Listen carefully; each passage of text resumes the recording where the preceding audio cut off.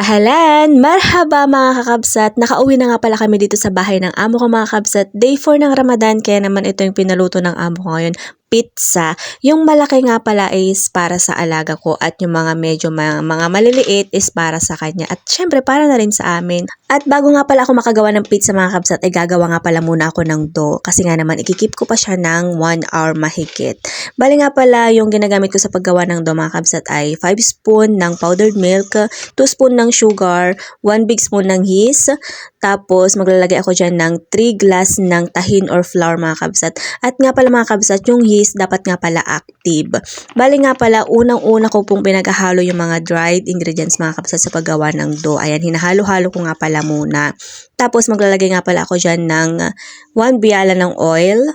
Tapos, maglalagay ako ng 1 glass of water. At syempre, ay na nga mamasahin ko na kasi nga naman wala kaming machine sa pagmamasa mga kabsat sa pagmimix ng dough. Kaya naman talaga mano-mano po talaga ako sa paggagawa ng dough. Kaya nahihirapan talaga ako minsan. Bali nga pala day 4 na ng Ramadan ngayon mga kabsat. At syempre, okay pa naman kami, Charis. Maganda pa rin, Charis. O, ito nga pala mga kabsat. Sa paggawa ng dough talaga nahihirapan ako, ang sakit sa braso. Bali nga pala 3 araw nga pala kami nag-stay sa bahay ng nanay ng amo ko mga kabsat. Doon hindi nga pala ako nagluluto mga kabsat. Dito talaga sa bahay ng amo ko talagang nagluluto ako. At ikikip ko na nga pala yung dough na ginawa ko mga kabsat ng 1 oras mahigit. At pagkatapos nga pala ng 1 oras mahigit mga kabsat ay dumoble na nga pala yung size ng dough kaya naman magsisimula na ako sa pagluluto ng pizza or sa pagmamasa ng pizza. Bali nga pala maaga akong gagawa ngayon ng pizza mga kabsat kasi nga naman para na rin sa alaga ko. Isasabay ko na lang din yung para sa amo ko mamaya kasi nga naman mamaya pa siya kakain kasi nga naman fasting Ramadan, 'di ba mga kabsat?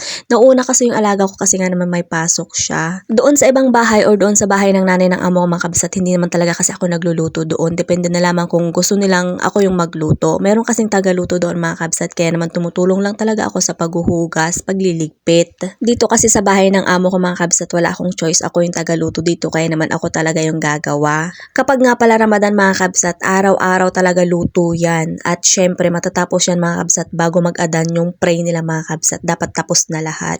Inuna ko lang to kasi mga kabsat kasi nga naman para din sa alaga ko pizza. Pero maya-maya talaga mga kabsat ay magluluto din ako ng shurva, ng mga sambusa. Oh sorry. Gagawa din pala ako mamaya ng salad kasi nga naman gusto ng amo ko yung salad.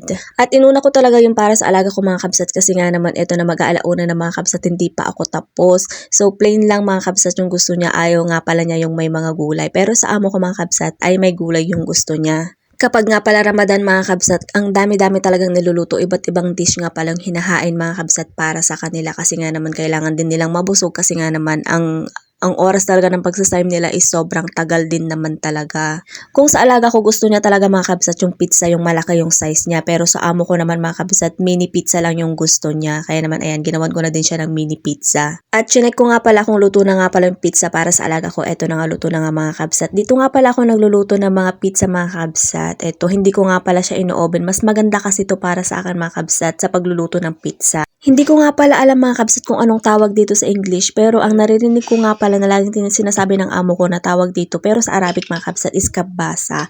Mas maganda kasi ito mga kabsat kesa sa oven.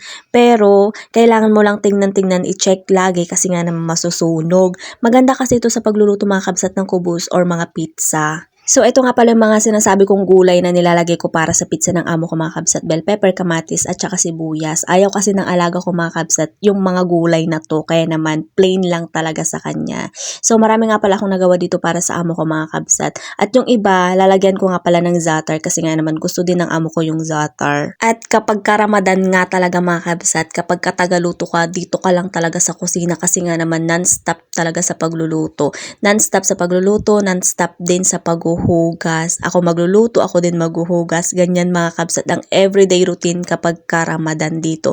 Pero enjoy naman mga kabsat, nag-enjoy sa pagluluto, maraming natututunan. O 'di ba mga kabsat, kasi pwede naman tong i-business. Yun nga lang talaga nakakangawit talaga at nakakapagod mga kabsat kasi nga naman minsan talaga yung mga kamay namin na nagluluto at naghuhugas na ko, manginginig na talaga mga kabsat, mga ngawit na talaga, minsan wala nang nararamdaman. Pero buti na lang mga kabsat, dalawa kami dito at syempre tinutulungan naman ako minsan ng kasama ko dito mga kabsat sa paghuhugas. Kaya naman nakakapagpahinga minsan yung mga kamay ko. O pang dalawahan tong niluto ko mga kabsat para sa amo ko at para sa alaga ko. Pero hindi naman nila mauubos sa mga kabsat. Kapag hindi nila naubos, syempre yung tira para sa amin.